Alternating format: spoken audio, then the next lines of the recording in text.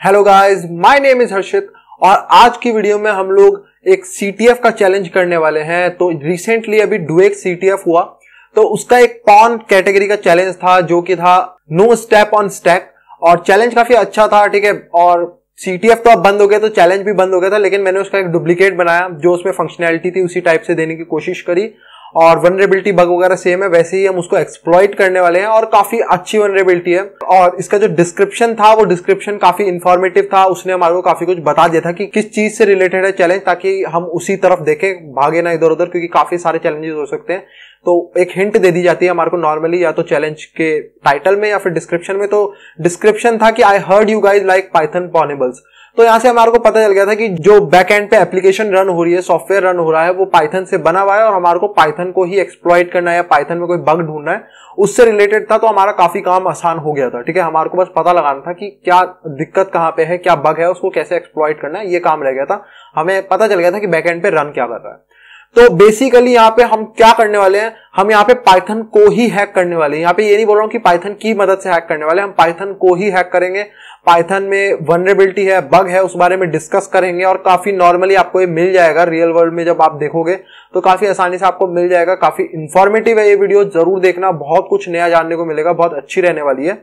और लास्ट में आप लोग कहते हो कि एक्सप्लॉइट बनाना सीखना है पाइथन से, तो इसी का जिसको हम जब हैक कर लेंगे, इससे हमारे को मैनुअली जब हमारे को बैश मिल जाएगा तो हम एक ऑटोमेटेड स्क्रिप्ट भी बनाने वाले, एक्सप्लॉइट भी बनाने वाले हैं इसका, जिससे हमारे को ऑटोमेटेड वे में बैश मिल जाएगा। उस एक्सप्लॉइट को हम ऑटोमेट करेंगे पाइथन से। तो ये बहुत अच्छी इंफॉर्मेटिव वीडियो रहने वाली है, इसको पूरा देखना, समझना कि कैसे कैसे हम एक्सप्लॉइट करते हैं चीजों को, ताकि आपका दिमाग थोड़ा सा और खुलेगा, आपको पता चलेगा कि अच्छा ऐसे चीज होती है रियल वर्ल्ड में। ठीक है, तो एप्लीकेशन जो है हमारी वो रन कर रही है। ठीक है, उससे कनेक्ट होकर दिखाता हूं मैं, जैसे हम लोग सीटीएफ के सर्वर से कनेक्ट होते हैं नेटकैट के थ्रू। तो ये जो यहाँ पे एप्लीकेशन है ये मेरे सर्वर पे रन कर रही है। ठीक है, ये लोकल होस्ट पे ही रन कर रही है। तो यहाँ पे हम इससे कनेक्ट होते हैं और देखते हैं कि एप्लीकेशन क्या कर रही है, और बाकी फिर हम करते हैं एक्सप्लॉइटेशन। तो यहाँ पे मांग रही है एंटर एनी नंबर। तो सबसे पहले आप कुछ उल्टा सीधा काम, हैकर वाला माइंडसेट या मलिशियस माइंडसेट लाओ।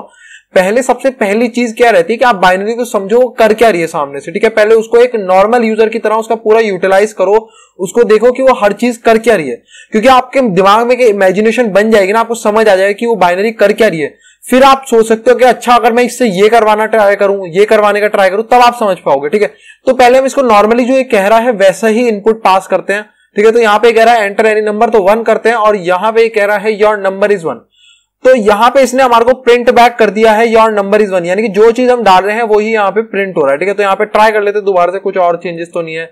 300 डाल के देख लेते हैं यहाँ पे, तो योर नंबर इज 300। तो जो भी हम नंबर दे रहे हैं ये उसको ही हमारे पे इको बैक कर रही है या फिर प्रिंट कर रही है। ठीक है, और हमारे को ये पता है प्रिंट में इसलिए बोल रहा हूं क्योंकि ये पाइथन पे रन कर रही है, और पाइथन में हम प्रिंट यूज करते हैं फंक्शन प्रिंट बैक करने के लिए। ठीक है, तो यहाँ पे अब हम आते हैं कि हमारे को पता चल गया बहुत इजी है, कुछ खास नहीं कर रही है। अब यहाँ पे आता है सेकंड फेज। जब आपको पता चल गया, आप बाइनरी से फेमिलियर होगा, आप समझ गए कि आपको करना क्या है, बात है सेकंड फेज।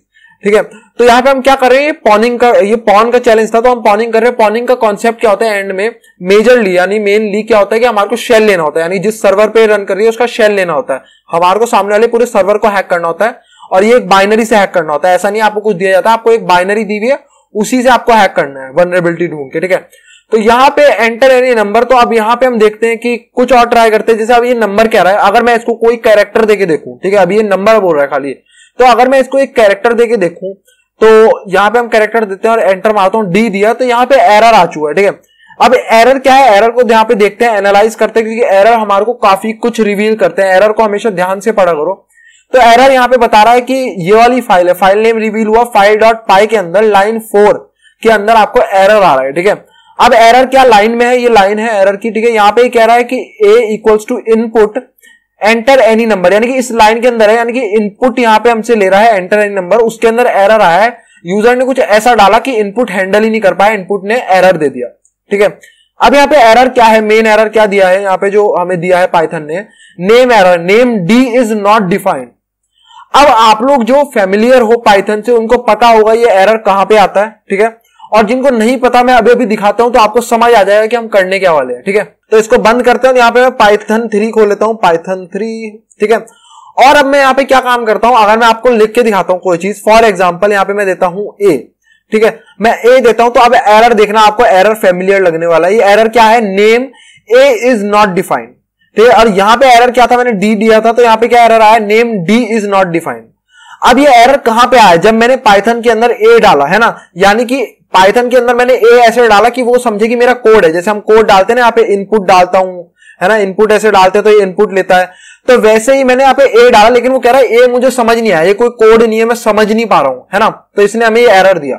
सेम एरर यहां पे आया, तो इसका मतलब हम अगर कुछ कैरेक्टर इनपुट दे रहे हैं या हम कुछ अलग इनपुट दे रहे हैं, नंबर से हट के दे रहे हैं, तो वो पाइथन के अंदर चल रहा है, यानी कि पाइथन के अंदर कोड की तरह जा रहा है ना। तो जो हम इनपुट दे रहे हैं वो ऐसा समझ रहा है कि ये कोई कोड है और उसको एग्जीक्यूट करने की कोशिश कर रहा है, ठीक है।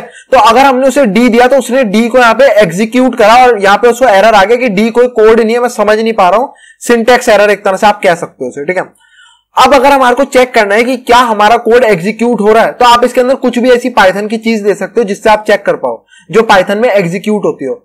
कैसी चीज दे सकते हो, कुछ भी फंक्शन, जैसे पाइथन में जो नॉर्मल फंक्शन होते हैं, जैसे एक हेल्प फंक्शन होता है जो हमें हेल्प देता है चीजों की। जैसे आप हेल्प करोगे तो आपको पता चलेगा, यहाँ पे इसने इतना बड़ा मैसेज यहाँ पे प्रिंट कर दिया कि welcome to Python 3.8 this and help utility, मतलब इसने यहाँ पे हेल्प फंक्शन की पूरी यूटिलिटी प्रोवाइड कर दी, है ना। तो अगर मैं यहाँ पे क्या करूं, ठीक है, मैं यहाँ पे ट्राई करता हूं, ठीक है, इसको बंद करके, ठीक है, यहां पे मैं चलता हूं, दोबारा नेटकेट से कनेक्ट होता हूं, और अगर मैं यहाँ पे इसे हेल्प दूं, ठीक है, और अगर हमारा कोड एग्जीक्यूट हो रहा होगा सामने वाले में, जैसे यहाँ पे डी एग्जीक्यूट हो रहा था हमारा, अगर यहाँ पे हमारा हेल्प भी एग्जीक्यूट हो रहा है, तो सेम मैसेज यहाँ पे प्रिंट हो जाना चाहिए हमें भी, आप हेल्प मेन्यू के अंदर आ चुके हो। तो ट्राई करते हैं, यहाँ पे एंटर मारते हैं, तो आप देखोगे हमारा कोड जो है वो एग्जीक्यूट हो गया। यानी कि यहां पे क्या है, कोड एग्जीक्यूशन वनरेबिलिटी, यानी कि मैं अपना कोड जो मलिशियस कोड है वो एग्जीक्यूट करा सकता हूं। यहां पे अभी तक हमने कुछ मलिशियस नहीं दिया है, हमने नॉर्मल हेल्प मेन्यू खोला है, लेकिन मैं करा सकता हूं। यहां पे ये सिचुएशन आ चुकी है, ठीक है। तो अब यहां पे हम लोग चलते हैं एक्सप्लॉइटेशन के लिए, ठीक है। एक्सप्लॉइटेशन में हमारा मोटो हमें पता है कि हमारे को शेल लेना है ना, हमारा मोटो ये है कि हमारे को शेल लेना है। अब आप जिन लोगों को इंटरेस्ट है वो जाके पढ़ सकते हो कि इनपुट के अंदर जो इनपुट फंक्शन है वो ये सब कॉज कर रहा है, ठीक है, इनपुट नहीं हैंडल कर पा रहा है। इनपुट को मना करना चाहिए था कि भाई मैं कैरेक्टर नहीं ले रहा हूं, लेकिन वो कैरेक्टर ना लेने की जगह वो कैरेक्टर को पाइथन में ही कोड दे रहा है कि वो पाइथन को दे रहा है कि इसको एग्जीक्यूट करो, जबकि उसे ऐसा कहीं नहीं करना चाहिए। तो ये बहुत खतरनाक हो सकता है, और अभी हम देखेंगे कितना खतरनाक हो सकता है, ठीक है। तो अब यहां पे हम इसका कैसे फायदा उठा सकते हैं, तो आप लोगों को पता है कि देखो यहाँ पे पाइथन हमारा कोड एग्जीक्यूट हो रहा है, तो हम पाइथन से यहाँ पे क्या कर सकते हैं, पाइथन से हम कमांड भी एग्जीक्यूट कर सकते हैं शेल के अंदर, है ना, ये आप लोगों को पता है। कैसे कर सकते हैं, यहाँ पे अलग अलग मॉड्यूल आते हैं, जैसे ओएस मॉड्यूल आता है, सब प्रोसेस मॉड्यूल आता है, तो काफी सारे इसके लिए मॉड्यूल होते हैं। हम ओएस वाला सिंपल यूज करेंगे, इंपोर्ट ओएस करते हैं यहाँ पे, ठीक है, और उसके बाद ओएस डॉट सिस्टम यहाँ पे फंक्शन होता है, सिस्टम फंक्शन, ठीक है। इसके अंदर मैं जो भी दूंगा वो कोड एग्जीक्यूट हो जाता है, ठीक है। एलएस करूंगा तो एलएस एग्जीक्यूट होगा, आईडी दूंगा तो यहाँ पे आईडी एग्जीक्यूट हो गया, आपको दिख रहा है, ठीक है। तो अब हमारे को यही सामने वाले पे करना है, लेकिन ये इतना आसान नहीं है। अब ये मैंने आपको इतने आसानी से, आपको लग रहा होगा मैं इंपोर्ट ओएस लिखूंगा और ओएस डॉट सिस्टम दूंगा तो एग्जीक्यूट हो जाएगा, ठीक है।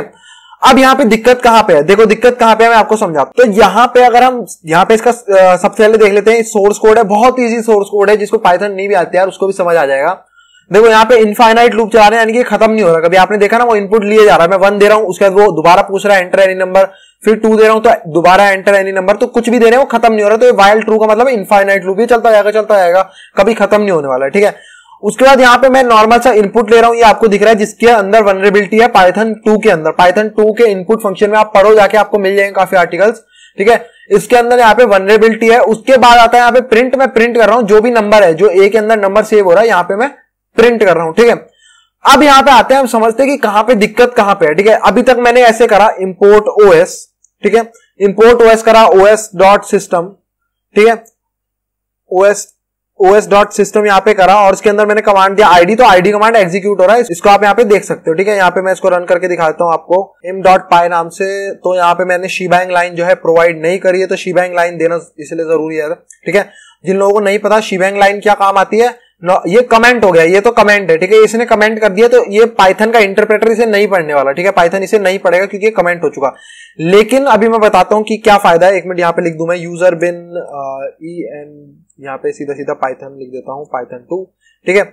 अब यहाँ पे क्या है, जब मैं ऐसे रन कर रहा हूं ना इसको, यहाँ पे डॉट्स फॉरवर्ड स्लैश देके, तो इसका मतलब क्या होता है, यहाँ पे जो शेल है, ये शेल क्या करेगा, फाइल को खोलेगा, उसकी पहली लाइन पढ़ेगा। तो पहली लाइन पढ़ने का तो उसमें देखेगा कि कौन सी बाइनरी का नाम लिखा है। तो यहाँ पे क्या लिखा है, यूजर के अंदर बिन के अंदर पाइथन 2 बाइनरी है, उस पाइथन 2 की मदद से इस वाली लाइंस के कोड जो भी है इसको एग्जीक्यूट कर दे। तो ये मतलब होता है शीबैंग का, ठीक है। बाकी किसी काम की नहीं, पाइथन के लिए किसी काम की नहीं, क्योंकि ये कमेंट हो चुकी है। तो जब आप यहाँ पे .// देते हो तो क्या होता है, यहाँ पे ये पहली लाइन को पढ़ता है, ठीक है। पहली लाइन यहाँ पे पढ़ेगा और पहली लाइन में क्या होता है, यहाँ पे लिखा है यूजर बिन पाइथन 2। तो ये इस वाली जो ये बाइनरी है इसके अंदर इस सारे कोड को चला देता है, तो पाइथन 2 के अंदर इस वाले पूरे प्रोग्राम को एग्जीक्यूट कर देगा। ये काम होता है शीबैंग लाइन का, ठीक है। तो यहाँ पे हम रन करते हैं इसको, ठीक है, और imp.py नाम से। तो यहाँ पे एग्जीक्यूट हो गया आईडी कमांड, इसका आउटपुट आ गया, ठीक है। अब दिक्कत कहां पे, अब दिक्कत ये है कि ये जो यहाँ पे फाइल है ये पहले से ही चल रही है और यहाँ पे वेट कर रहा है ना, ये हमारे से इनपुट का वेट कर रही है। मैं यहाँ पे इनपुट अगर दूंगा ऐसे, मैं इसे यहाँ पे इनपुट देता हूं, मान लो import os, ठीक है, और उसके बाद यहाँ पे मैं इसे दूंगा os.system, तो ऐसे काम नहीं करेगा, ठीक है। सोचने वाली बात है, क्योंकि अभी तो यहाँ पे हमने कैसे करा, यहाँ पे पहली लाइन एग्जीक्यूट हुई, दूसरी लाइन एग्जीक्यूट हुई, यहां तो पहले से ही इनपुट पे वेट कर रहा है। तो हम चलते हुए प्रोग्राम, ये प्रोग्राम पहले से ही चल रहा है, इस प्रोग्राम को तो हमने यहाँ पे पूरा लिख दिया, तो ये पहली लाइन एग्जीक्यूट करेगा, दूसरी लाइन एग्जीक्यूट करेगा। ये प्रोग्राम तो पहले से ही लाइन एग्जीक्यूट कर रहा है और वेट कर रहा है इनपुट आए। तो कैसे वो हमारी इंपोर्ट ओएस और os.system को एग्जीक्यूट करेगा, ठीक है। तो इसके लिए हम कैसे कर सकते हैं, तो यहाँ पे इसके लिए एक तरीका होता है जो पाइथन के अंदर होता है। अगर आप चाहते हो, ठीक है, अगर आप चाहते हो कि यूजर जो इनपुट दे रहा है, यानी कि मैंने जो इनपुट दिया वो चीज इंपोर्ट हो जाए, तो कैसे होगी, यानी कि अगर मैं एक इनपुट लेता हूं, फॉर एग्जांपल आपको अब समझ आएगा, मैं एक इनपुट लेता हूं, ठीक है, और यहां पे हम दे देते हैं एंटर योर इनपुट, ठीक है, यहां पे हम दे देते हैं ये, और जो यहां पे इनपुट दे रहे हैं इसको हम चाह रहे हैं कि ये इंपोर्ट हो जाए, ठीक है। मान लो मैं दूंगा ओएस, तो ओएस मॉड्यूल जो है वो इंपोर्ट हो जाए, यानी कि एक ही जगह पे ओएस आ जाए, हम ये चाह रहे हैं, ठीक है। तो क्या ऐसे काम करता है, तो अब इसको रन करके ट्राई करते हैं हम लोग यहाँ पे कि क्या ऐसे इंपोर्ट होता है, ठीक है। तो यहाँ पे चेक करते हैं, यहाँ पे हम रन करते हैं इसको, ठीक है। और यहाँ पे इस फाइल का मैंने नाम चेंज कर दिया क्योंकि वो कॉज कर रहा था कुछ इश्यू, ठीक है, IMP नाम से कॉज हो रहा था कुछ इश्यू, तो यहाँ पे हमने इसको चेंज कर दिया। अब मैं यहाँ पे अगर OS देता हूं, ठीक है, तो मैं क्या चाह रहा हूं, मैं आप लोगों को समझाता हूं। मैं चाह रहा हूं कि मैंने अगर OS दिया, ठीक है, मैंने यहाँ पे इनपुट OS दिया, तो A के अंदर क्या सेव हो जाएगा, OS, तो यहाँ पे OS आ जाएगा। तो इंपोर्ट भी क्या होना चाहिए, OS होना चाहिए, ठीक है, ये होना चाहिए। क्या ऐसे काम करता है पाइथन, पहले ये समझना जरूरी है रन टाइम पे, क्योंकि रन कर रहा है इनपुट पे, ठीक है। रन टाइम किस लिए कह रहा हूं, यहाँ पे मैं रन हो रही है, इनपुट ले रहा है, और रन टाइम पे ए की वैल्यू बदल गई, एकदम से ए था अभी तक वेरिएबल, अब उसकी वैल्यू रन टाइम पे OS हो गई, मैंने इनपुट दिया इसकी वैल्यू OS हो गई। तो क्या इंपोर्ट के आगे भी OS हो जाएगा, ऐसे पाइथन काम करता है। तो हम इसको ट्राई करते हैं। अब मैं एरर दूंगा, तो यहाँ पे एरर आ गया है, नो मॉड्यूल नेम्ड ए आया है, जबकि मैंने ए के अंदर OS यहाँ पे स्टोर कर दिया था। तो ऐसा नहीं चेंज होता, ठीक है, पाइथन के भी कुछ अपने रूल्स हैं। तो अगर आपने इंपोर्ट के आगे ए ऐसे लिख दिया तो वो चेंज नहीं होगा, ठीक है। अब आप चाहते हो कि मैं तो चाहता हूं भाई ऐसा हो, मैं चाहता हूं कि मैं यूजर से लूं कि कौन सा मॉड्यूल इंपोर्ट करवाना है, आप ऐसा चाहते हो, तो कैसे हो सकता है। तो उसका एक तरीका होता है, अगर आपको ऐसा चाहते हो तो आप यहां पे लिख सकते हो अंडरस्कोर इंपोर्ट, ठीक है, और उसके बाद यहाँ पे दोबारा से अंडरस्कोर और यहाँ पे आपको नाम देना होता है क्या कराना है। तो मेरे को ए। अब क्या होगा, अगर मैं यहाँ पे रन टाइम में, आप देख लो यहाँ पे इनपुट पे आया, रन हो रही है बाइनरी, ठीक है। अब इसकी वैल्यू यहाँ पे क्या हो जाएगी, मैंने इनपुट दिया OS, तो ए की वैल्यू क्या हो जाएगी OS। अब क्या होगा, पहले चेंज नहीं कर रहा था इंपोर्ट, ए को ए ही रख रहा था, लेकिन अब ये वाला इंपोर्ट क्या करता है, ये वाला इंपोर्ट ये रन टाइम पे भी चेंज कर सकता है। तो अब ये ए की वैल्यू को रन टाइम पे चेंज करके OS कर देगा, जो भी मैं इनपुट दूंगा उसको चेंज कर देगा, यहाँ पे कर देगा, ठीक है। तो अब इसको हम ट्राई करते हैं। तो अगर आप देखना है यहाँ पे, ठीक है, यहाँ पे मैं अब रन करता हूं तो कोई एरर नहीं आना चाहिए, अगर सही सही इंपोर्ट होगा तो कोई एरर नहीं आएगा। OS करता हूं, नो एरर। मैं रिक्वेस्ट मॉड्यूल को इंपोर्ट करना चाहता हूं, मान लो कोई एरर नहीं आया, ठीक है। जिन लोगों को लग रहा है कि भाई इंपोर्ट हो रहा है नहीं हो रहा, हमें तो पता ही नहीं चल रहा, तो आप इसको प्रिंट करा के देख सकते हैं। यहाँ पे प्रिंट करा लेते हैं, देखो प्रिंट, ठीक है, इसको प्रिंट करा लिया। मैं इसको रन करके दिखाता हूं दोबारा से। OS आपको दिखेगा, OS मॉड्यूल हमारा इंपोर्ट हो गया, ठीक है।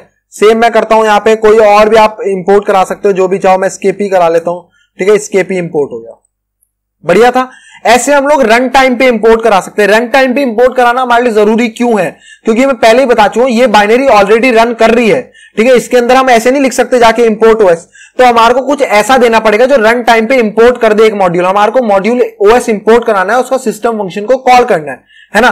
तो यहां पे हमारे को इनपुट में ऐसा कोड देना है जो रन टाइम पे चेंज हो सके, ठीक है। तो यहां पे हम ऐसा इसलिए दे रहे हैं, यहाँ पे इंपोर्ट हम ऐसा वाला इसलिए दे रहे हैं, ठीक है। अब यहाँ पे हमने मान लो OS इंपोर्ट भी करा लिया, ठीक है। फॉर एग्जांपल मैंने OS को इंपोर्ट भी करा लिया यहाँ पे, ठीक है, मैं OS को इंपोर्ट करा लिया।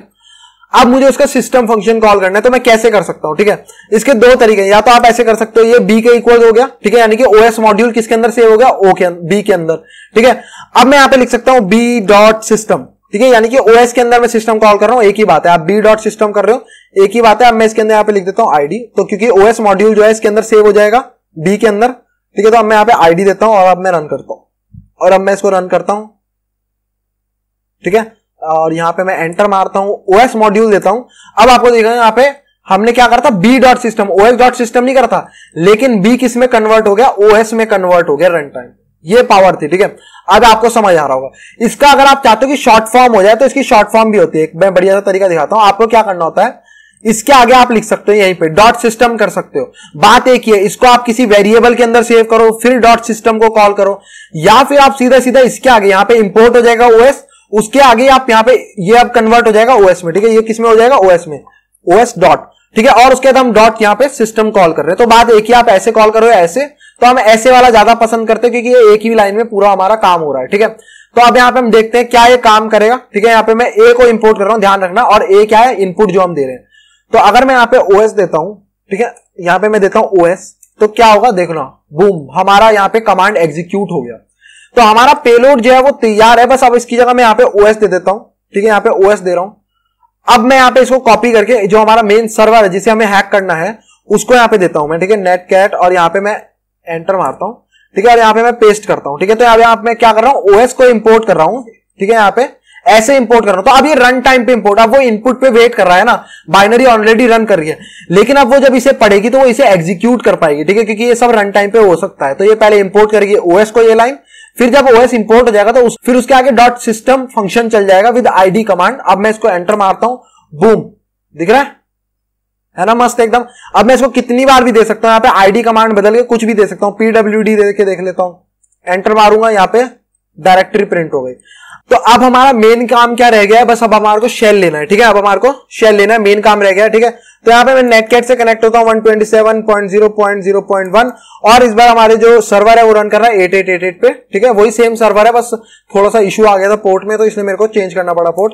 यहाँ पे करते हैं, अब मैं यहाँ पे पेस्ट करता हूँ, और यहाँ पे मेरे को क्या चाहिए, बैश चाहिए। तो यहाँ सीधा सीधा बैश लिख दूंगा मैं, ठीक है। आईडी हमने पीडब्ल्यूडी वगैरह सब करके देखा, बैश लिखूंगा, आईडी कमांड, बूम, हमारे को बैश शेल जो है वो मिल चुका है। अब मैं कुछ भी कमांड एग्जीक्यूट कर सकता हूं, सर्वर को हमने हैक कर दिया। मस्त है एकदम, पूरा कॉन्सेप्ट समझ में आया। अब हम इसका बनाते हैं ऑटोमेटेड एक्सप्लॉइट, जिसमें हमारे को कुछ ना करना पड़े, ठीक है। ये हम करते हैं, तो ये आप लोगों को काफी इंटरेस्ट वाला भी लग रहा होगा, ठीक है। तो यहाँ पे हम करते हैं, सबलाइम में खोल लेता हूं, आप जो भी टेक्स्ट एडिटर या विम में भी कर सकते हो, बहुत ईजी है, कुछ नहीं करना आपको, ठीक है। लेकिन आपको क्या करना है, हम जिस लाइब्रेरी का यूज या मॉड्यूल का यूज करेंगे वो इंस्टॉल कर लेना। pip3 इंस्टॉल पॉन टूल्स का यूज करेंगे, ठीक है। पॉन टूल्स ऑटोमेशन में बहुत यूज होता है, एक्सप्लॉइट डेवलपमेंट में बहुत यूज होता है, बाइनरी एक्सप्लॉइटेशन जिसे आप नॉर्मली बोलते हो उसमें बहुत ज्यादा यूज होता है। तो पॉन टूल्स को आप इंस्टॉल कर लेना pip3 करके, मेरे में ऑलरेडी इंस्टॉल है, ठीक है। अब यहाँ पे हम करते हैं सबेल, ठीक है, और इसको हम कहते हैं पाइजेल चैलेंजेस, हम इसको कहते हैं। नॉर्मली आप सीटीएफ में इन खेलोगे बहुत तरह के आते हैं चैलेंजेस, ठीक है।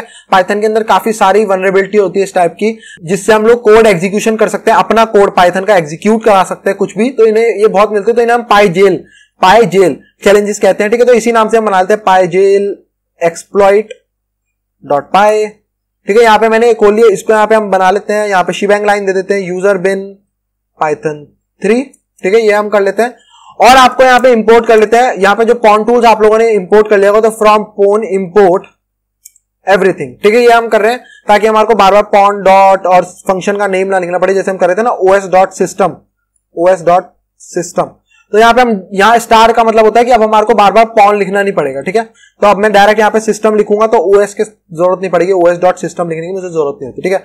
तो यहाँ पे नॉर्मल इसको इतना समझने की जरूरत नहीं है। तो अब यहाँ पे हमारे को सबसे पहली चीज क्या करनी है, आप ऑटोमेशन में धीरे धीरे समझो कि करना क्या है। सबसे पहले हमारे को सर्वर से कनेक्ट होना है, फिर हम अपना पेलोड भेज पाएंगे। पेलोड क्या होता है, जिससे हम हैक कर रहे हैं, जो हमारी मेन चीज है। तो हमारा पेलोड क्या है, वो इंपोर्ट वाला, ये जो है ये हमारा पेलोड है, ठीक है, जिससे हम हैक कर रहे हैं मेन। तो सबसे पहले हमारे को सर्वर से कनेक्ट होना है। तो सर्वर से कैसे कनेक्ट हो सकते हैं, जैसे नेटकैट कनेक्ट होता है, तो वैसे ही यहाँ पे पॉन टूल्स में भी एक फंक्शन आता है रिमोट नाम से, ठीक है।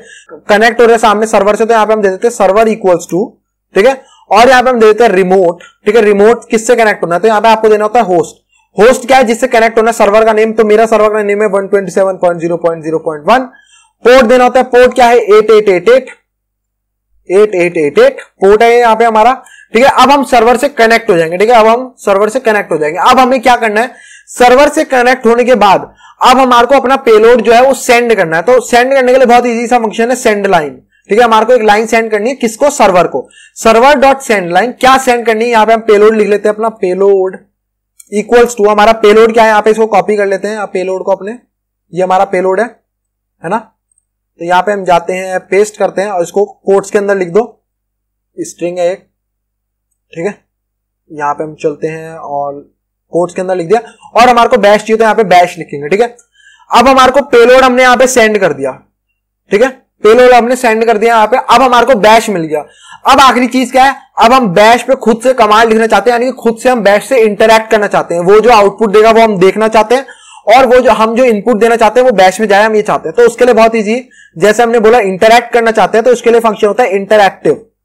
बस हमारा तैयार हो गया, इतनी सी लाइन में हमने एक एक्सप्लॉइट अपना तैयार कर दिया, ठीक है, जिसको हमने इतनी देर में समझा। ये सब ऑटोमेशन में अब काम होगा। अब आपको बस इसको रन करना है, तो यहां पे हम करते हैं एक्स पाइजेल एक्सप्लॉइट डॉट पाई, इसको रन करते हैं यहां पे पाइजेल एक्सप्लॉइट डॉट पाई, इसको रन करेंगे तो अब आपको देखेगा बूम, हमारे को शेल जो है वो मिल चुका है। देखो यहाँ पे सबसे पहले लाइन में क्या आया, opening connection to this on port this, यहाँ पे डन हो गया, इसका मतलब कनेक्शन हमारा खुला।